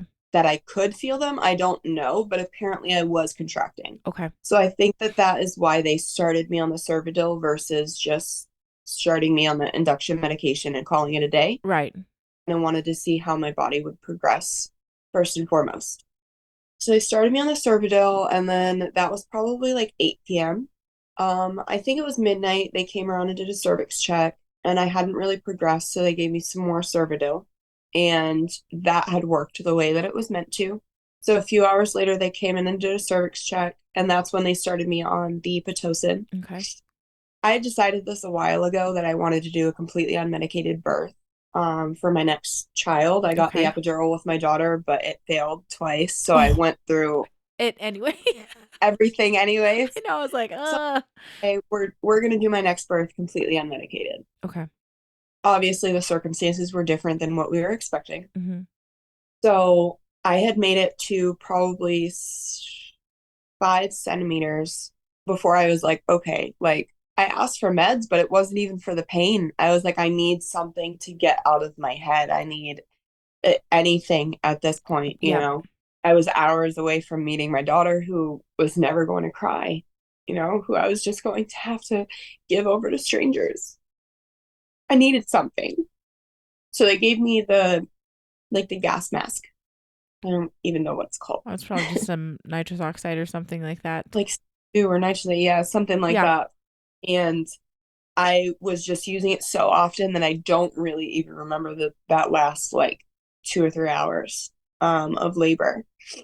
But the doctor had come in and checked my cervix and was like, okay, you're 6 to 7 centimeters dilated. Given that she is so small, you are very close. It's Oh, not, you don't make it to 10 yeah. Yeah. centimeters. Okay. And I didn't know that. Going into it, I figured I'd have until 10 centimeters to kind of Yeah. get myself Ready. together Yeah. and figure it out. So you're like, you're 6, 7 centimeters, and that means that you're very, very close. So I kind of went into panic mode and I didn't really know what to expect. 8 o'clock comes around, 8 a.m. on the 19th, and I start feeling like severe contractions. I had been feeling contractions all night, but this is when I was no longer on the medication. Yeah. So I was a little bit more aware, a lot more aware of my body and what was going on. And once I kind of surrendered to the contractions, around 8:27 a.m., my water broke completely on its own, which they were very surprised about. But it like burst, and then at that point, I knew That. that was it. Yeah. So at this point, I'm hysterically crying, and I didn't really know. I didn't want it to happen. I was in the mindset, well, if I don't push, then she'll stay here and be safe. And so, well, a minute after my water broke, I don't know if this is like too much information, but I tried my hardest to just hold her in. I didn't feel safe letting her out. I knew what she was going to have to endure after this. And so I tried so hard. And at 8:28, she was born. Um, whether I liked it or not. And so they put her up on like my lower stomach. I couldn't really see her well, but her cord was so short that I had to birth the placenta before they could put her on my chest. I feel like that's like a big fog. I don't really remember that too much until they put her on my chest. And then that's kind of honestly a really big fog too. But so once they got her out, we kept her placenta attached. Um, that way we could do some pictures with her placenta, the cute little heart in Yeah. the cord, and we wanted to do all that. Something I forgot to mention was months prior we had hired a birth photographer. That was something that we were really passionate about. We Yeah. wanted the whole labor and delivery recorded. And that was something we wanted to do with our first daughter, and we weren't able to, so we were 100% doing it this time. Yeah. We had paid our photographer and everything, and I knew that this happened for a reason, the birth photographer thing, and I don't really know how to explain it, but we had hired her back in December for our announcement photos. Yeah. So we did the photos and we clicked and we became really close. And so I hired her for my birth photography, and we had called her on the 17th, well, my husband did, and said, this is what happened. I'm so sorry, but we won't need your services anymore. And she was like, do you want me to come? And I didn't know if that was a good idea at that point, but we said yes. So she had started driving down right before I had given birth to Cambria. So she got there about 15 minutes after she was born. And little did I know that this woman would save my life. She, at this point, when you have a live baby and say you have a birth photographer, you want all of the most precious moments caught. Yeah. You want them wrapping their hand around your finger. You want them latching to your breast. You want to catch their hairs and they're opening their eyes, and you want all these things. But what happens when you can't do that? So Savannah, my photographer, comes in and she immediately just got to work. She she told me where to put Cambria and how to position her, and oh, let's do this and let's do that. And she literally saved me because I don't think that if she wasn't there, I think I would have just passed Cambria off to the nurses because I don't think I would have been able to do it. But Savannah was an absolute godsend, and she, set up Cambria to do photos, and then we got to cut her cord, and she got a video of that. And she went to the store and got some flowers for our daughter so we could do a milk bath with Oh, flowers. She was telling the nurses, oh, let's do fingerprints, let's do handprints, let's do oh my feet prints. goodness. That's And amazing. I was not there. I wouldn't have been able to do any of that. Yeah. And I don't think she had ever experienced something like this, stillbirth wise. She had lost her son 10 years prior. And, so she had gone through the losing a Yeah. child. And that alone right there really just saved me, knowing that someone was in that room who, to whatever extent, knew what I was going through, Yeah. knew the process of what was going to happen, could explain that to me in the best way possible. And she did. She really saved me. She got these adorable little footprints. My goodness. Look how tiny those uh, are. No, she that did all the things. that is amazing because some nurses are very cautious when they're that little to do all of those things. The fact that she was insistent on it, I just think that is so cool. Like that is amazing. Like what a miracle to have her there, have her be your person there Right. to get all of And those. she was my person. She got Alex and I through that. And, my parents had shown up and stuff, and I love Yeah. my parents to pieces, but Savannah was the rock Yeah. in that entire room. Oh, She kept my entire family sane. She kept us sane. She treated Cambria as if she was alive. yeah. She, pointed out little features, and she made the experience as beautiful as an experience like that could have been. Yeah. So yeah, we got 12, just under 12 beautiful hours with our little girl. And unfortunately, we just couldn't do it anymore. Yeah. My thing was I didn't want to put her in the cuddle cot. I wanted to hold her. Yeah. Yeah. And unfortunately, that just doesn't work out in our favor. She just started changing so quickly. We had the option. So she was born at 8:28. We gave her to the nurses, give or take around 2 p.m. And no, probably later than that. But regardless, Yeah. we had talked about it. We were like, the nurses were like, you can keep her overnight in your room. And at first I was like, yes, absolutely. Like, I don't want to leave her. And then I really thought about it. I'm like, she's changed so much just over these hours. I don't want to wake up and see what she looks like in the morning. Yeah. I want to remember her this way. I don't want to remember her in any other way. So that was really hard. But my husband and I decided it's time. So we recorded some videos and we said our goodbyes.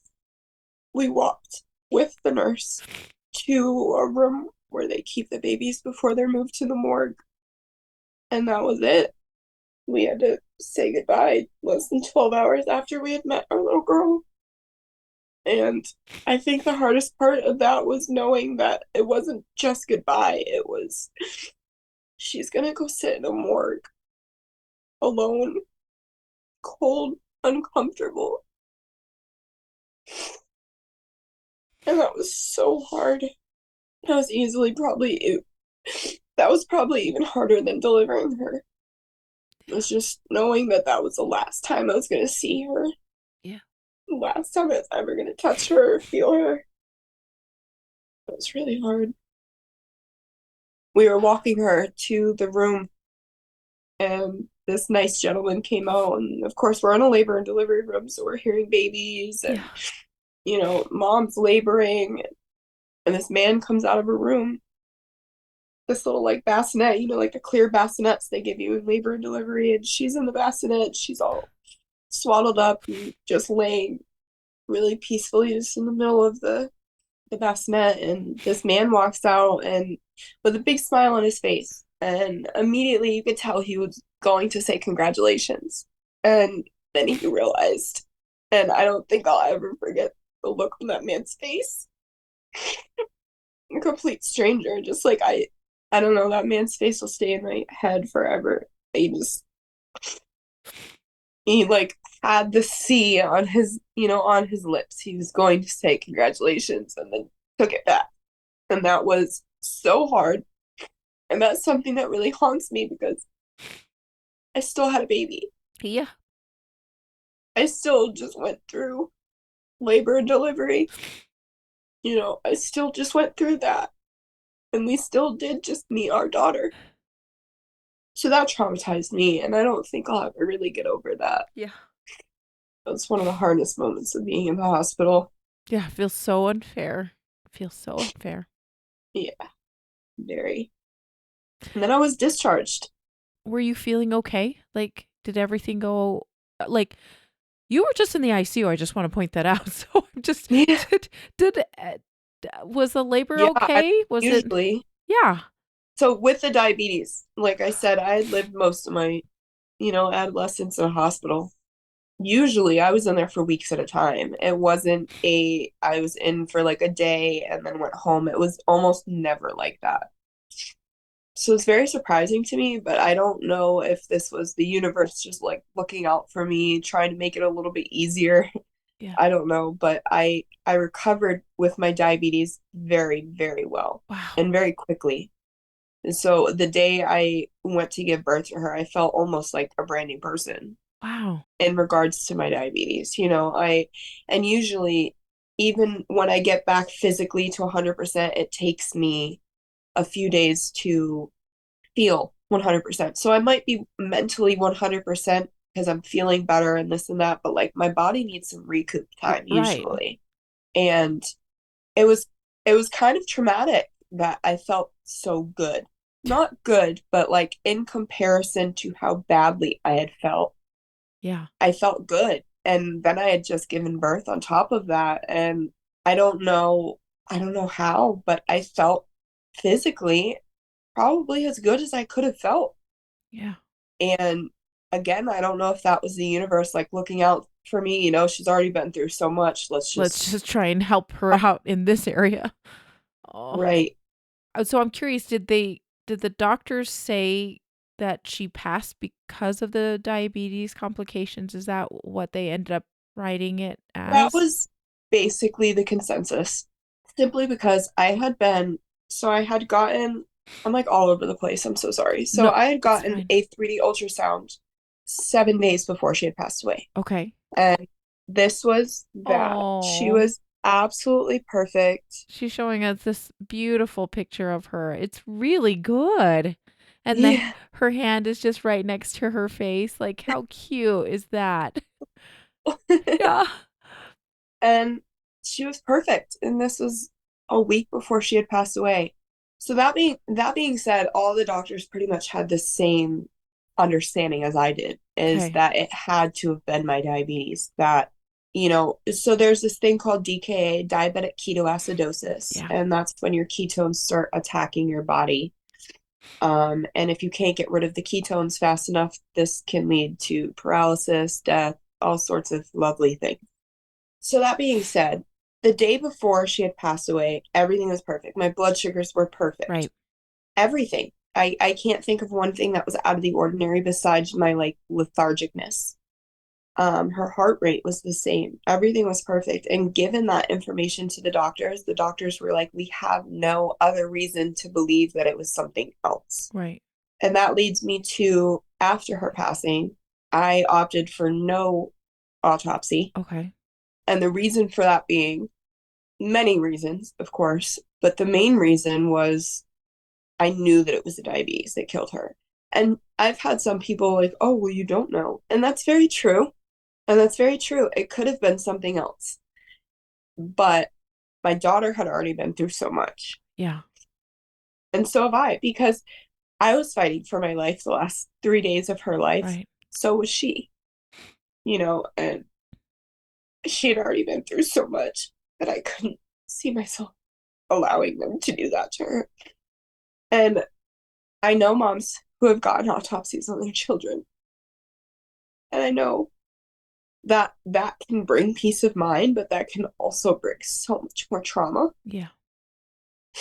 Yeah. And I don't think that I was willing to do that to, to her, excuse me, or my family, especially just to find out that that was what it was Yeah. the diabetes. Yeah. I couldn't do it.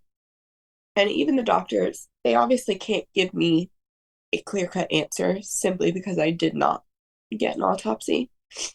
But every single doctor I had spoken to was like, the only thing that makes sense is that it was the diabetes. Yeah. And in the two beings, me and my daughter was the weaker one.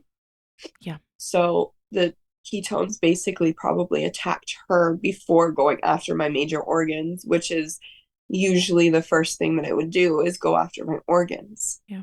Where years ago I was in DKA and I went into renal and liver failure. Because of the diabetic ketoacidosis, it had attacked my major organs. And Cambria was a foreign being in my body. And now, a year postpartum, I've spoken to probably 2 or 3 other moms who have had stillborns directly related to their diabetes. Oh, okay. And the same thing. Same thing. So I'm so confident in my decision of not getting an autopsy because I'm so confident, and that's why she passed. Yeah. That is so hard to but yeah, to think about and I don't, that, and not getting an autopsy can, because it just feels like, yep, it's likely what happened. So, and that is definitely Right. no fault. I No just fault there figured, at all. unfortunately, she was already gone. Yeah. We already had to deal with the trauma and the sadness and everything else that comes along with that. Yeah. I just didn't think that it was Another thing that, she needed to go through. And you needed to go through either, because it is, I would think, traumatizing. We did not have a full autopsy either. So it's, I don't think I could have handled it myself either. I don't. And the more I think about it, the more I'm more confident in my decision. Yeah. And I did regret it for a while. I was like, oh, well, maybe there was something else. Maybe, there was something that they didn't see in the ultrasound. And that may be the case.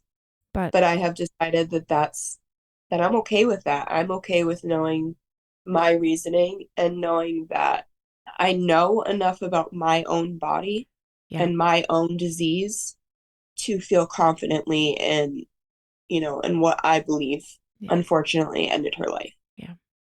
And I don't think that I needed a doctor's confirmation for that. Yeah. It brings me back to the mother's instincts.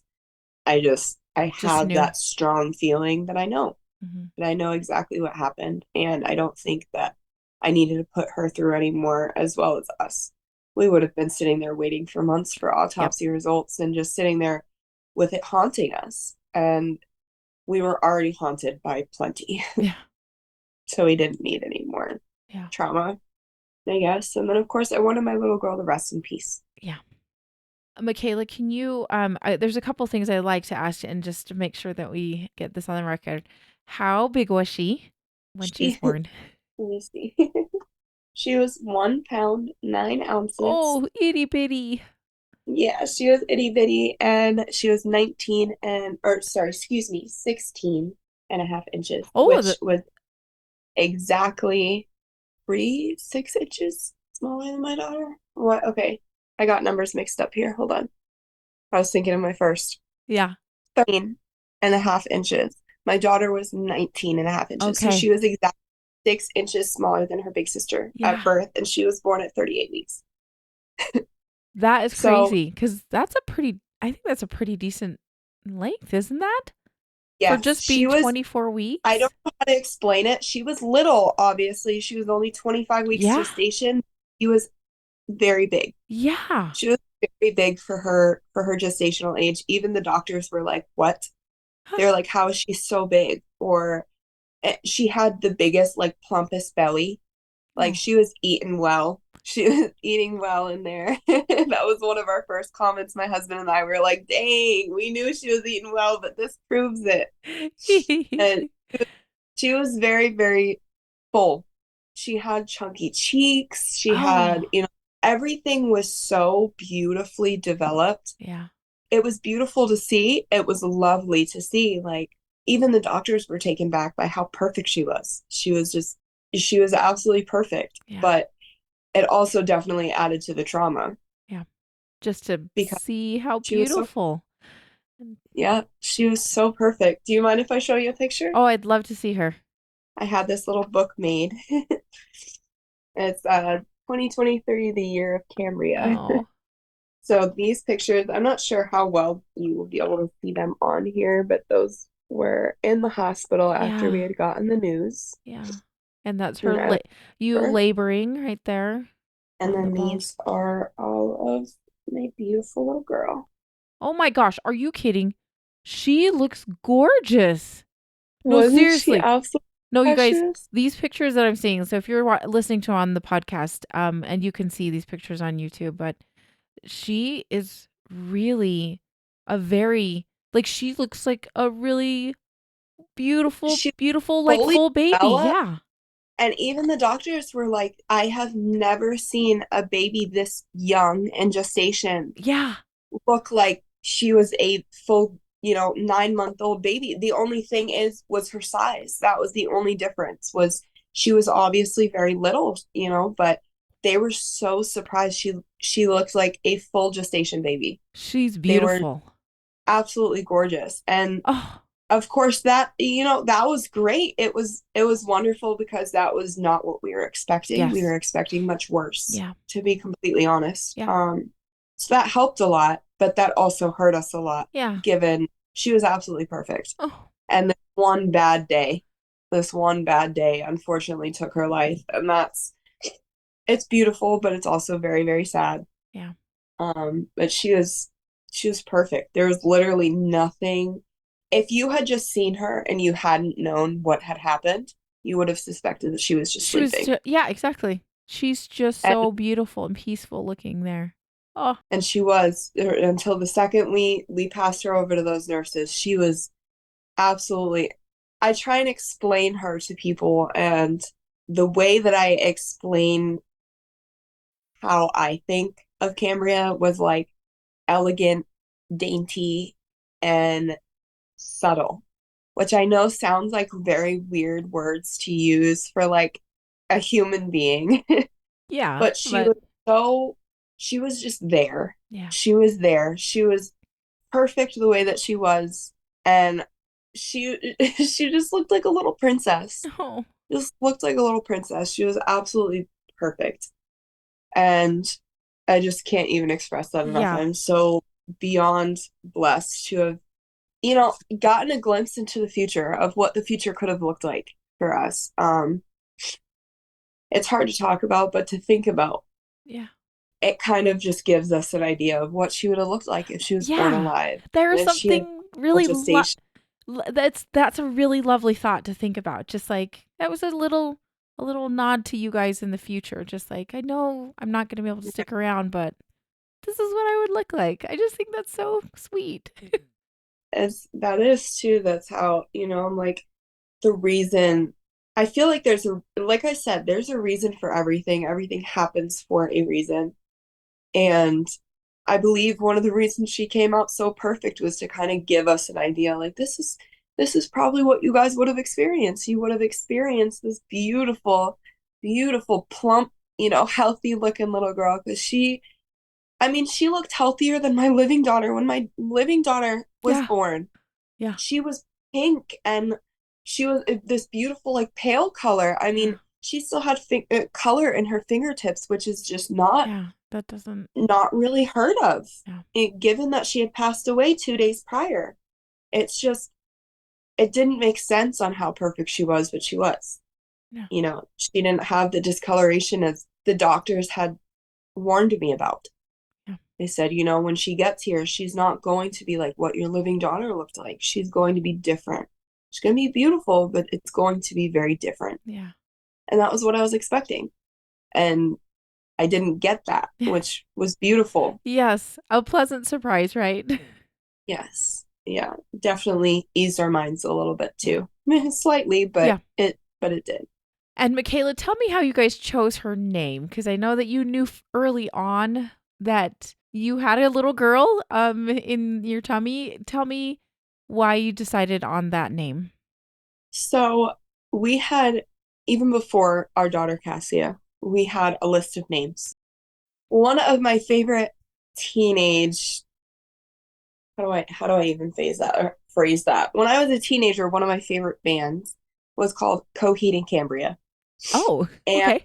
I absolutely adored them. And I loved the name Cambria. I had Yeah. never heard it before. Yeah.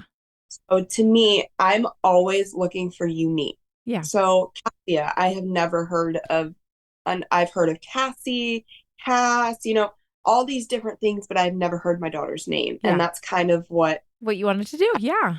and so we were going for unique, and I thought about Cambria and I was like, oh, that's perfect. And then once we had gotten this ultrasound, that 3D ultrasound the week before she had Mm-hmm. passed, we had already named her, but that was our confirmation. That was, wow, she looks just like a Cambria. Oh, We just knew there was just something in it. But it was just, she was just, Cambria was just one of the names on the list. It wasn't, oh, I want to use Cambria over these ones. It was just, it fit her. it fit her better than all the It other fit ones. her face. It fit her, her demeanor, the way she like held herself. Every single time I saw an ultrasound, she would act up. She'd be crazy and be a full ball of energy. And then as soon as we were stepping away from the camera, she would calm down. She'd calm down and just So go back into funny. hiding and be so sweet and innocent. But she would make sure to, give us a run for our money every ultrasound. I felt like that just fit her. Yeah. It fit very well. And then her middle name is my living daughter's middle name as well.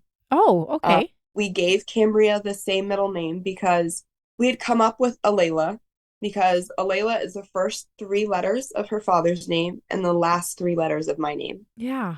So we put those together. I don't even know how we came up with it, but we fell in love with it. So naturally, we named Cassia with her middle name, Alayla. And then as soon as Cambria was born, and we had found that I don't think we were going to stick with that middle name if she had survived. I don't think that that was really in our minds. I don't think she had a middle name now that I think about it, Yeah. until I think that was kind of just something that would come with time. And when she was born, I looked at him and was like, it would be really cool if they have the same middle name. And she'd have a little touch of us, she'd have a little touch of her big sister, Yeah. you know, something that she'd be able to carry with her forever. And we'd be able to, hold that nice and near and dear to us. Yeah. I love that connection that you have to you and Alex as well as Cassia. Like that's just cool. Like I just think that's a cool Yeah, I was connection. like, we got to give her a little bit of, Yeah. all of us. Yeah. We can't give that to her in life, Yeah. unfortunately. So with this, I think that's a nice, like, beautiful way of giving her a little bit of all three of us. Yeah. I love that so much. It's a beautiful name. It is a beautiful name. And I love the fact that you named after a band that you loved, because my husband would totally do something like that essentially. My husband made fun of me too. It's like, really? I'm like, why not? It's cute. It's unique. I mean, Exactly. hey. And we wanted to stick with the first letter of C. Yeah. Oh, So okay. Okay. it just worked out perfect. I was like, this is meant to be. That's so cute. Oh. Okay, and then Makayla, after you guys got discharged, I know that you said that when you handed Cambria over to the nurses, that this was going to be the last time you saw them, that you saw her. Did you guys plan to have her cremated or buried? I know they Yeah. bombard you with all these questions when the time No. comes. And so what did you guys decide to do with her? So I think it was a pretty obvious answer for us at first.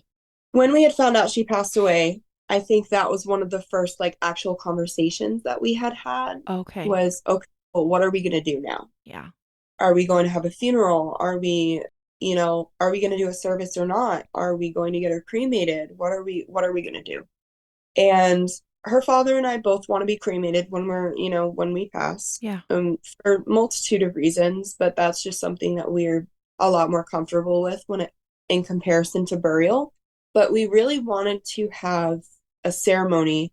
I was kind of the person who was like, no, we're not going to do a funeral. And it was simply because I was not in the mind state to do that. Yeah. And I am this is just me in everyday life. Like, if I'm going to do something, I'm going to do it because I'm the only one who's going to do it the way that I want it Exactly. done. Yeah. Mm-hmm. So, of course, I had so many people offer, let me help, let me help. And I was like, no, like, if I'm not setting up my daughter's funeral, no one is. Yeah. I'm going to do it the That way I want is it to be, and it's going to honor her the way I want right. to honor her. Right. And I can't plan her birthday. Yeah. So if this is what I get, then I'm going to go all in and I'm going to do it the way that I want to do it. Her father and I want to do it to be able to celebrate her. Yeah. We were very against it being sad, which I know sounds so silly, but we didn't want it to be a sad time. We wanted it to be, listen, like she lived. She didn't just die. Yeah. And that was a big, big thing for my husband and I. We were like, how do you incorporate that into a funeral? Yep. And we just couldn't, just us personally, we just couldn't see that. We couldn't figure out a way to make a funeral a joyous thing. No. That was kind of enough for me. I was like, you know what? I just don't think that that's what we're meant to do. I think we should just get her cremated, and then whenever we're ready, we can do like a candlelight service. Oh, okay. Now, it's crazy. Alex had just started this job about a year prior to us having Cambria. Okay. And his boss found out about our daughter's passing, and she paid for everything. She had offered to do the complete service. She's like, anything that you guys do in regards to your daughter, you do not have to worry about any of it. Oh. That is not something that you need to worry about. And holy cow, that's so kind. That alone, absolutely insane. That is unheard of. Yeah. That's, and this woman had never even met me before. She had never even met me. We had met a week after my daughter's passing. And I mean, who does that? That's absolutely insane. That's absolutely insane. But that being said, we could have had a funeral. We had the means to be able to do a funeral. It just didn't seem, at that point in time, it just didn't seem like something that we were wanting or willing to do. Yeah. Now here I am a year post-loss, postpartum, thinking about having a service for her. Yeah. And I know some people who do that. To me, it's not ideally what I wanted to do, but there's something like in my brain that stays in my brain that I really, really want to have a service for my little girl. So we're still kind of contemplating that. Yeah. And still thinking about it. We did have a candlelight service, and I was not happy with it. Again, I wanted to make it joyous. I didn't want it to be depressing. Yeah. I didn't want it to be, we had been through the depressing part. Yeah. We had been through everything hard. I wanted to celebrate my little girl. And that came with like a lot of things. A lot of people didn't understand that. Funerals and stuff are supposed to be sad. Yeah. And, so I ordered pizza. And we had music and all these, and I wanted it to be like, I don't know. I just wanted it to be different. I didn't want it to be sad. Yeah. I didn't want it to be depressing. I wanted to talk about her life and that she lived. And I don't think that just didn't work out. It just didn't work out. And that's fine. It is what it is. Things happen. It played out a lot better in my head than it did in person. Right. Yeah. A lot of people showed up and it was great. And we did it near this water and we let off some the paper lanterns. It was still beautiful, but it was definitely like not what I wanted. Right. So here we are. Because people don't quite know how to mourn or to celebrate sometimes because we just kind of go through emotions. We didn't even know what to do. Yeah. And it's our own.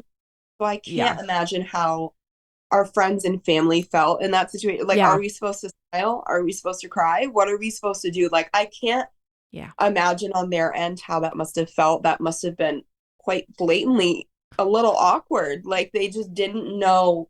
They wanted to be there to celebrate her life, but I had spoken to two or three of my guests that were there, and like, well, I'd been to funerals, and it's all everyone's crying and everyone's in black and this and that, and I told everyone to wear bright colors. Like, it was so different Yeah. that I just don't think we knew How? Yeah. how to do it the Yeah. way that we had planned it. Yeah. So it was great. I don't regret doing it, but I do regret doing it the way that I did. Mm. So now we're still planning an end of life or celebration type of thing for her, but we just don't know what we're going to do yet. Okay. So we shall see. We shall see. I mean, you got to do what feels right. And because we don't get to talk about our kids after they're born and they have died. And unfortunately, Right? that's all there is to it. So what a cool way to introduce people to her Yeah. in a joyous way. Because it's always, all of our memories are somewhat tainted, right? With a little bit of Right. sadness. Yes. So that would be a cool Yes. way to Very true. bring some happiness to it too. Yeah. And that was kind of my thing is no one had seen, especially my husband. My husband was like in high school, he was the jock. He was the popular one. Everyone loved him. Yeah. They'd never seen him sad, never seen him angry. And that was kind of just him. And then me, on the other hand, I had never really been through something so traumatizing to where it altered my daily life and altered my personality. I'm a really like outgoing, happy, bubbly person. So I feel like it was just that alone, it was just uncomfortable for all my people around me to see me in such a different state. Yeah. And I didn't want it to continue to be that. I wanted to go back to my bubbly self. And I feel like that was me kind of trying to force the healing. I realize that now, but of course, that was far from anything on my mind then. Yeah. So, but I also wanted the service to be different because we're different. We're so different. We're weird and quirky, and my daughter was too, you know, and we kind of wanted to put that into play and let people see that. And unfortunately, it didn't happen the way we had expected, the way that we had wanted it to, but it was still beautiful. Yeah. And there were still so many people who showed up to, you know, show their respects and to light a candle for our little girl. So we were beyond blessed for that. But Yeah. I do definitely plan on doing something further. We just don't know what. Yeah. That's amazing, Makayla.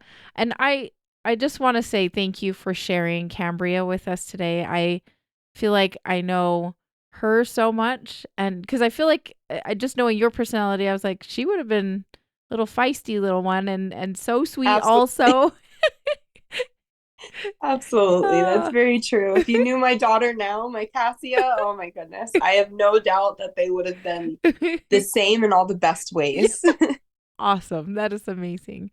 And so thank you so much. It's an honor to be able to share these stories with our audience. And I just wanted to ask if there was anything last that you wanted to share about Cambria that we might have missed. And because I hate to miss those kind of things. So is there anything that you wanted to tell us about her or anything you wanted just to say to her? Because that's totally cool too. So there's one thing, and it's not really about Cambria. I just am very, very, very passionate about this. So when we had lost our daughter, she had gone to the funeral home about a week later. We did not get her remains back until the end of March. Oh, okay. And I don't even know what I can really say about this subject, but here's the form, just so you can see that. Those are the dates. Died February 19th and was received on March 23rd, or was cremated on March 23rd, excuse me. Yeah. That to me was traumatizing. And I don't know if this would be more, if it is, then tell me and I can explain it then. But I don't know if this would be more for the birth story or like the advice part. But this, I feel like really needs to have more attention brought to it, because I was not in the mindset to advocate for myself and to advocate for my daughter in regards to that. And it's extremely traumatizing that my daughter sat in a freezer for 5 weeks waiting to be, put to rest. And I just kind of wanted to touch on that because I believe, and this may just be a biased opinion because I've lost a child, but I believe that children should be first. They should be first in line. They should be prioritized. And I don't even know where I'm really trying to go with this, but I think that it is so important that like we advocate for ourselves and for our children that we have lost, because I felt that my daughter was kind of disrespected in this system. And again, unless you go through it, you don't really realize it. I really hope no one ever has to wait this long for their child's remains. But if they do, please like just speak up and say something. Like, Yeah. because at this point, I waited for 5 weeks just to even hear that my daughter was cremated. Yeah. And that caused a whole nother level of trauma for me. The A weight. whole nother Yeah. trauma. I'll just add a little bit to that as well, is that it is, if you are somebody supporting somebody that is going through this, you can help be an advocate as well for them, Yes. because we are not in our right mind, honestly. Like I remember sitting in the funeral home going, okay, what's happening? Like what did you just ask me? Like, so Right. you, others can be an advocate also in those Yes. situations. So I think Yes. that's a great point to make, and that's a great yeah, that's a great point to make. So I just think that was something that really, really resonated with me. I feel like that's something that I really recently just started talking about it. I have like a little bit of a following on TikTok due mhm. to my daughter. I have Mhm. like 11,000 followers, and that's strictly since I started posting about my daughter, which I'm so proud of. And I had mentioned something about that, and the video blew up, and everyone's like, that is completely unacceptable. That is not okay. Like, did you advocate for yourself? And I didn't. Yeah. You know what I mean? I didn't have the mindset to be able to do that. So reading all these comments and seeing that unfortunately other people have gone through this as well, Yeah.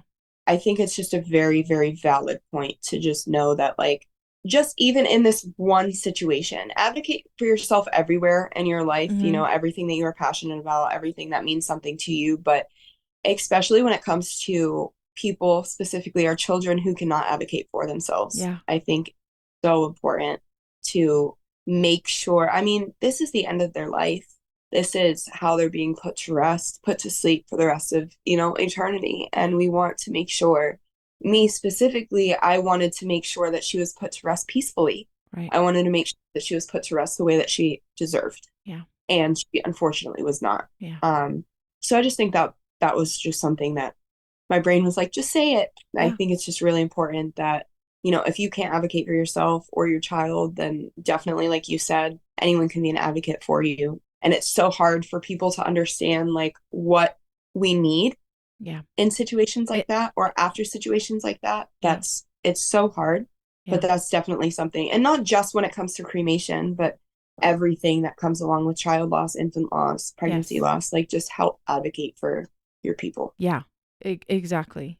Thank you for sharing that, because I do think that that is a way to honor your daughter, is to be Yeah. able to, because yes, like, death rights and all of those things that are involved in it, that there is respect, and there is care that is taken in a lot of other cases. So that is, like you said, that was surprising, and it was hurtful, Yes. disrespectful, and good to just bring awareness to that. So thank you for sharing that. Yes.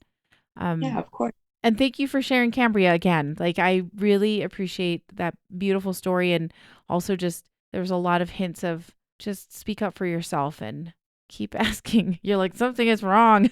There is Yeah. something wrong. Yeah. In So my story, it screams one thing, it's advocate for yourself, yeah, because unfortunately I did advocate for myself in a lot of the situations, and it still didn't turn out in the best favors or in the yeah, best ways. yeah, So it's just so important. It's so important. And I knew that before I lost my daughter, but that definitely brought a whole new yeah. level of awareness of that for me. So now everything in my life, I advocate for myself. That And is, it's so important. It is so important. well, and what a cool legacy that Cambria is leaving with you in that sense. Yeah. Like, learning that bit of knowledge of Yeah, she has yourself. taught me so much, but that's definitely one of the main things that has really Yeah, stuck with me. And that's what I really try and get across, like, yeah, to anyone who asks anything about Cambria. I'm like, listen, if Cambria could teach you one thing, it's to advocate for yourself, to stand up for yourself, because no one else is going to do it for you. And even if you do have other people to do it for you, you are the one who really needs to be able to do it. Yeah, And exactly. even if you can't in that point in time, even if it's a little late, even if, it doesn't matter. You just need to be able to advocate for yourself. And it's so important. Yeah, It's so important. beautiful. Well, thank you again, Makayla. Thank you for sharing Cambria with us. And I so appreciate you spending the time with us today to talk about her and to share her life with us. Yeah, thank you so much for allowing me to. It's not very often that I get to talk about my little girl. So when I do, it's just, I love it. It's the best, isn't it? When you get to talk about our kids. Yep. Well, thanks again.